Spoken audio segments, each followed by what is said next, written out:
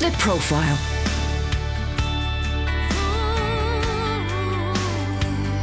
You're listening to Premier Christian Radio. Where faith comes to life.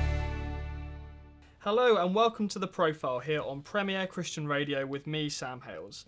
The Profile is brought to you in association with Premier Christianity magazine. To request a free sample copy of the magazine, visit premierchristianity.com.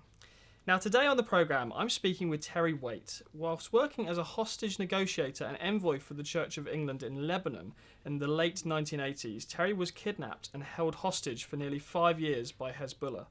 His remarkable story is told in Taken on Trust, a bestseller which has now been reissued by Hodder and Stoughton to mark 25 years since the story was first published. Terry, welcome to the programme. Thank you very much. Nice to be here. And if I may say so, if I can just say to some of your listeners who were listening a number of years ago, thank you for your support, because I know that many listeners did give me their support over the years and have written to me across the years. Absolutely. And I just like, it gives me a nice opportunity to say thank you for that. Oh, wonderful. Well, thank you for sharing that. It's been, of course, nearly 30 years since these terrible events where you were taken hostage. So how does it feel now to sit here and look back on that time? I mean, I imagine there were moments where you even questioned if, this day would come for you. Oh, certainly there were times when I never expected to leave captivity. And in fact, many people thought I was dead. My wife was told that I was dead because someone who'd been in Lebanon came back to this country, went to see her and said, "Your husband's dead." She said, "How do you know?" They said, "Oh, we've seen his grave." And she said, "I believe it when there's proof positive." And she refused to believe that. But it was over 3 years, 4 years, I think, before she or anybody else got any knowledge that I was, in fact, alive. Looking back now, what's your understanding of the events that led up to that? Because I imagine now they're quite different to what you thought was going on at the time. I mean, you say yourself, taken on trust. You trusted these people.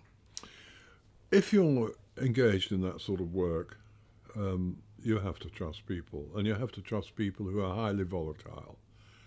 And you take a chance. And when you take a chance like that,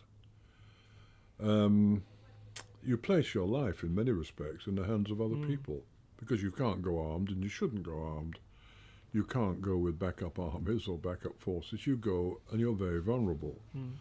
And that's the way it has to be. This is you working as a hostage negotiator. When I was working as a hostage negotiator, actually, my way of working was always to have a face-to-face encounter with people who'd been responsible for that and try and determine why they'd done it and try and find a way out of that. Now, on the occasion when I was taken hostage, I'd made contact with the hostage takers, and a couple of hostages had been released, both clergymen actually, Ben Weir and Martin Jenko, Roman Catholic priest and Presbyterian minister. I was told that I could go and see the hostages for the first time because one was ill and about to die. And I remember saying at the time, "If I come with you, you'll keep me." I said no. And I went away and thought about it, and I decided to go. Now, don't think for one moment that I'm full of altruism there. I think when you do things for other people, you're often consciously or unconsciously doing something for yourself as well. And my reasoning went as follows, that if I've been given, as I have, a promise of safe conduct to see someone who's about to die, and if I haven't got the courage of my convictions to go and see that person and that person dies, then I'm going to have to live with my conscience for the rest of my life. And you can argue there's a strong personal motive. So I went back and, of course, was captured. How did your faith impact you whilst you were alone. You were in solitary confinement for 3 years. You were in captivity for nearly 5 years. Did your faith help you or strengthen you in any way during that time? Well, I was in solitary confinement for over 4 years, actually, in just the last few months to be with other hostages. The whole period was, I can remember the day, 1,763 days. Yeah. That number is lodged in my brain. My faith, yes, was of help. Now, I've never believed, and I still do not believe, that anybody who professes faith is given exceptional protection from the events of life. We live in a world which is full of suffering, and many people suffer more than others, and some people suffer greatly through absolutely no fault of their own. And it's a mystery in many ways, but that's how life is. Now, faith will not give you necessarily protection from these ups and downs of life, but what it will give you, in my view, is an ability to cope with them, to face them, and actually to turn the experience from being negative to being something creative. That is the whole central message, if you like, of the Christian faith, a faith which has a symbol of suffering at the heart of it, the cross, beyond which lies resurrection. And that is a very important part and understanding of life. So I didn't believe that I was going to get any special protection, if you like. Sure. But certainly one was enabled to cope with the situation and hopefully to retain at least a degree of sanity. Yes. You said that before going in you had, I guess, 3 things that you were holding to. No regrets, no self-pity, no over-sentimentality. You considered that these 3 things could be dangerous in your situation, I guess, to your own mental stability whilst in captivity. What was so dangerous about those 3 things? Well, the danger of those 3 things was this. Looking back on life, all of us will be able to look back and say, oh, I wish I hadn't done that. Something that's fallen across our path. We've done something which we ought not to have done. As the prayer book puts it, I've done those things we ought not to have done, so on and so forth. But at this stage, in this particular situation, it was pretty pointless looking back and saying regretting, because that's just going to lead you to be demoralized. Accept what is. Accept the fact that that's in the past. You've tried to deal with it as best you can. Go on. No over-sentimentality meant something rather similar, really. You look back on life and you say, oh, I wish I'd been a better family man, spent more time with the children, done this, that, and the other. But the fact of the matter is, you may wish that, but you can't relive your life. Yeah. Your life is lived as it is to this point. And if you think and dwell too much on that, again you'll be demoralized. And the third thing, no self-pity. There I reminded myself of one pretty important fact, that first of all, my situation was far better than the situation of many people around the world. I thought, for example, of those who've been brought up in slavery, who've been born in chains and who died in chains. I thought of people who are in parts of the world where there is absolutely no help or support for them whatsoever, the marginated of our society, the marginated in our world. And I said, at least you still have life, and you still have your mind. You can still think. So, don't, in that sense, dwell on these matters. Otherwise, again, you'll be demoralized, and don't feel sorry for yourself. And I can't say that I always kept absolutely to those things, but I did my best, and they were a help and a support. Yeah, it's amazing. Well, what other things were that help and support? I mean, it's a huge amount of time just by yourself. You were blindfolded, you were chained up, you had no access to even things like sunlight. What kept you going mentally? How were you able to remain strong for so long? Well, I remember saying to myself at the time I was captured, and when I realised that I was probably in for a long spell, and probably not even leave that place, I might die there. I said to myself, take this as an opportunity. Now, the way I looked at it was as follows, that I'd spent my life up to that point, and I'd travelled a great deal.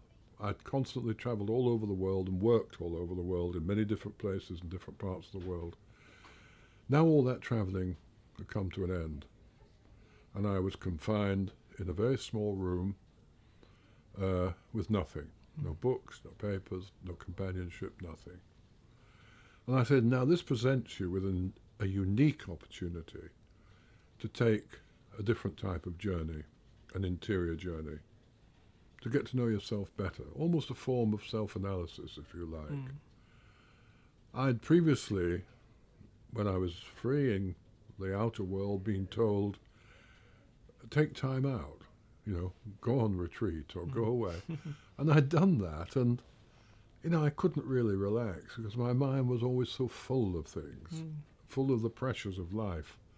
And I could never really enjoy the silence. And so I said, now you've got the chance to learn what silence is. And so I started this inner journey. Now the inner journey is difficult in some respects by yourself because, if you're going to do analysis, it's often wise to do analysis in the company of an analyst, because you run in danger of being swallowed, if you like, by the dark side that you see within, because every human being is a composite mixture of light and dark, good and evil, if you like. Yeah. And if you are doing that by yourself and you come across, as you will, the dark side, you could easily fall into depression, despair, and in some cases into mental difficulties. And what you have to do there is recognize that when you come across that, you're simply coming across what is a composition of ordinary human beings anywhere. You're just no greater or lesser than anybody else. You're the same. And somehow you try and find harmony and balance. And that's the way I took it. And it proved to be enormously beneficial because today I have learned very much more of how to enjoy silence. I'm still an Anglican, still a member of the Church of England, but I'm also a member of the Society of Friends, the Quakers, who know how to constructively use silence. And I appreciate it. I think sometimes our church worship can be far too noisy for me now, far too active. Maybe this is because I'm getting older, but there's nothing more creatively wholesome for me, I'm not saying for everybody, but for me, than to be able to sit in a Quaker meeting on a Sunday morning and sit there quietly and just sit with other people. And when somebody has something to say, they will say it, and you listen. And often it's worth listening to, which is more than I can say of some of the sermons I heard when I was a boy. Let's talk a bit about that. I'd love to know, what was it that first drew you to Christianity as a young boy? I think two things, really. I think the fact that I was always liked music, and I joined the church choir. Right. And in the church choir, unconsciously, I memorized the psalms, the hymns, the prayers, particularly the Book of Common Prayer, which was always in use in those days. It lodged in my mind. Now, unconsciously, I was learning that. And I didn't realize, I only realized when I got into captivity that there I had a great store of memory. I had prayers and collects and psalms. There they were inside me, part of me, if you like. And that says a great deal to me about the regular use of language, Because one of the functions of language, or can be a function of language, is that good language has the capacity to breathe harmony into the soul. And the prayers that I said from the Book of Common Prayer were harmonious. They were poetic, if you like. I mean, for example, I've often used this prayer, the collect, which is another word for prayer. Light in our darkness we beseech thee, O Lord, and by thy great mercy defend us from all the perils and dangers of this night, is a prayer that has great meaning when you're in the dark, but also it has rhythm and harmony, almost poetry, if you like. And I refuse to engage in extempore prayer, because in that situation and in that condition, I felt that if I did go and stray into extempore prayer, I would simply finish up by pleading with God to get me out of here, which is only one aspect of prayer, to ask for something. But surely that was a huge need for you at that point. I mean, that would be most Christians' initial reaction, wouldn't it? To say, God, get me out of this prison? Well, you can pray that maybe once, but then you don't go on about it. Right. You don't go on about it. You say, get on with it one day at a time. Live it now. Yeah. And try and have a more balanced life rather than just, in some ways, if you just get into the position of saying, oh, please get me out of it, please get me out, you're not really facing up to the situation you're in. You're escaping it. If you've got to face up, if it's an illness, for instance, if there's somebody listening to this program now who is not well and has got a terminal condition or has been described as a terminal condition, well, it may be, it may not be, but live your life now. Live it as fully as possible now. There are things you can't do, as I couldn't do when I was in captivity. But the thing is, if you're just dwelling on get me out of here, you're in some ways escaping the reality of the moment too, if you go on about it. I read before you'd mentioned Jesus' words about living one day at a time and how that was helpful for you in captivity. I guess there would have been a temptation to look ahead and to wonder what was going on in the outside world, but did you just have to stay focused with your one day at a time? Well, I was incredibly curious as to what was happening in the outside world. I mean, I genuinely craved information. I mean, obviously, about my family. Was my mother still alive? She was getting on. Was she still alive? Were my children all right? Because they were teenagers and they were going to university and so on, and eventually. What about my wife? What about my friends? I was desperate for the outside information. I didn't get it for a long time, and still I did the tapping on the wall and got some messages then. But you sort of have to discipline yourself, and you have to put your family into the background, so to speak, and say, I can't afford to think about it all the time, because otherwise I'll just drive myself to distraction. It's not as though you don't care. No. It's because you just can't. There's so much you can bear, and you have to know yourself sufficiently to know how much you can bear at any given time. And if you can't, just put it to one side as best you can. Yeah. There's an amazing story about how you managed to get hold of some books whilst you were in captivity. There is. I'd love to hear it. Well, I used to plead with my guard to bring me books, and they wouldn't. And one day I met a kindly guard, and he said, I'll try and get you a book. Well, he didn't know what to get, because he couldn't read English. And he couldn't be seen going into a bookshop to buy English books. No. So he had to work through cutouts. Someone went to a location, got a book, passed it down the line, and it came to him. So one day he came into the cell, and when anyone came in, of course, I had to be blindfolded, pull a blindfold over my eyes. And he dropped a book by my side. He said, there's a book for you. I said, oh, thank goodness, after all this time. And he went out of the room. I removed the blindfold and picked it up and looked at it. And unknown to himself, he brought me Great Escapes. Escapes from prison camp in World War II. Totally useless. Because I had the story of the wooden horse and Eric Williams and escaping.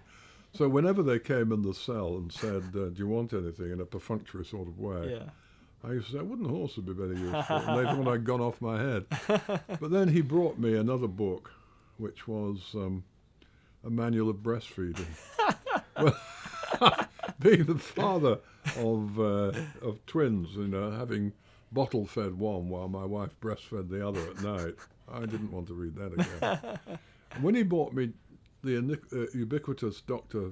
Spock, Baby and Childcare, I realised that someone had got stuck on the Baby and Childcare shelf. Yeah. How did I get them off that when you can't communicate? No. So I asked for a pencil and paper. Now, I'd had a pencil and paper twice, once when I was facing a mock execution and on this occasion. So he brought me a pencil and paper. He said, you can have it for a couple of minutes. And looking beneath the blindfold, I drew on that picture, on that paper, a picture of a penguin. So if you see that on the front of a book, buy it, it'll be a good book. And I got my first penguin book a couple of weeks later, enticingly entitled When I Walked Out One Midsummer Morning by Laurie Lee. I had read it years ago, but it was wonderful to read it again. Sure. But it taught me one thing, actually, that the importance of the symbol. Yeah. How symbols actually cross boundaries that language and what have you doesn't. Yeah. And how it got me my book. The other time you had the pencil and paper, as you say, you were facing, at that point, what you thought was going to be the end. And as I understand it, you'd been given a pencil and paper really to write your final words. What did you write? As far as I remember, I wrote that I believe this is words to this effect, that this is my final message to you all. I expressed my care and concern for them. I said that I was in good spirits. And I said, do not think too badly of my captors. They have, had their own experiences, negative experiences of life. And I try and understand them. Words to that effect. Yeah. I wasn't going to be bitter. I wasn't going to be pleading either. I saw no reason to plead for my life. I wanted to maintain reasonable dignity if I was going to die. I asked to say a prayer, and I said a prayer out loud. I said the Lord's Prayer out loud because I wasn't either going to be unnecessarily intimidated, but at the same time, I wasn't going to be a show-off, if you like, and just say, look, this is me brazen it out. I'm just going to say what I believe to be right, which was to say a prayer. And that was that. What is your memory of your final 24 hours of finally being released? Well, you never know, you see, when you're going to be released. There were many times when they came into the cell and said, you're going. And you prepared yourself mentally, and you didn't go. You were there for another several weeks and months, whatever. Yeah. So you believed it when it happened. When it happened. It happened. Yeah. What happened next? Well, they then said, turn round, and I felt cold metal at my forehead. And then after a moment or two, they dropped it, and they said another time. When I finally came out, yes, I regarded that final coming out at Lynham as being the end of a chapter, so to speak. I was signing off. And what happened, I was coming back on the plane, and Richard Charters, with whom I used to work at Lambeth Palace, he was chaplain. Now Bishop of London. Now Bishop of London. Yeah. And Richard and I were colleagues at one point. Right. Richard kindly came out to Cyprus and escorted me back from Cyprus back to London. He said, there'll be a lot of press at the airport. And I suggest you meet them first before meeting your family, because otherwise it'll be emotionally very difficult. He was absolutely right. Right, okay. And so on the plane, I just found a bit of paper and I jotted down a few points. I suppose I had been thinking about what I might say, but then I went in there, and that was my signing off, saying, this is it. Okay, I've done what I could. Wasn't all that successful, but I did what I could. Now, here's my statement. Now I got to meet my family. We get on with the rest of life. Sure. And indeed, you have done exactly that, been involved in so many different projects and starting charities. But I think a lot of people were very surprised when they heard you'd be going back to Lebanon, which you have done, I think, on more than one occasion. I think particularly of the time in 2012 where you actually met with Hezbollah.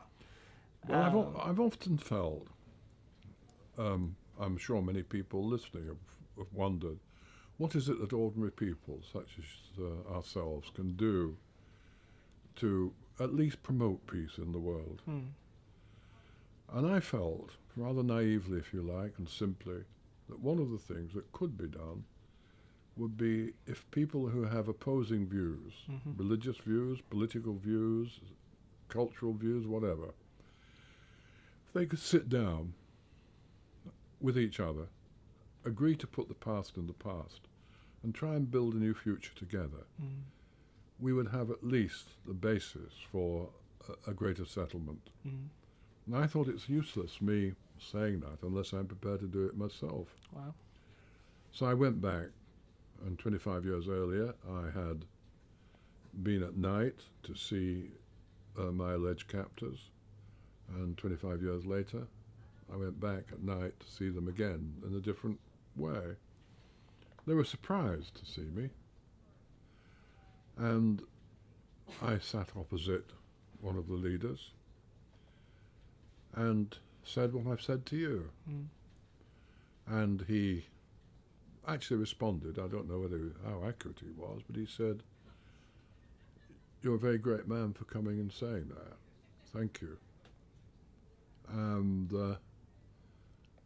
for the first time, he spoke to me as a human being, rather than as a functionary or as a captor. And then I said to him, I think there's something you could do for me, because I want to make something creative from what has been a negative in the past. Will you get me heating oil for those refugees on the border whom I've just been to see and are in a miserable condition? He said, yes, we'll do it. Now, a very small gesture. I believe he did it. I don't have absolute proof. I believe he did it. And I just feel this, that whilst I'm not naive enough to believe that that sort of gesture is going to bring about major change and political change from my action, if 10,000 people in Israel and 10,000 people in the occupied territories were to do that, ordinary people, we begin to have the basis for a political settlement. Absolutely. Well, Terry Waite, thank you so much. That's a wonderful note to end it on. Thank you so much for your time. Thank you very much. Coming up next, Moira speaks to Kim Mazel. The Profile.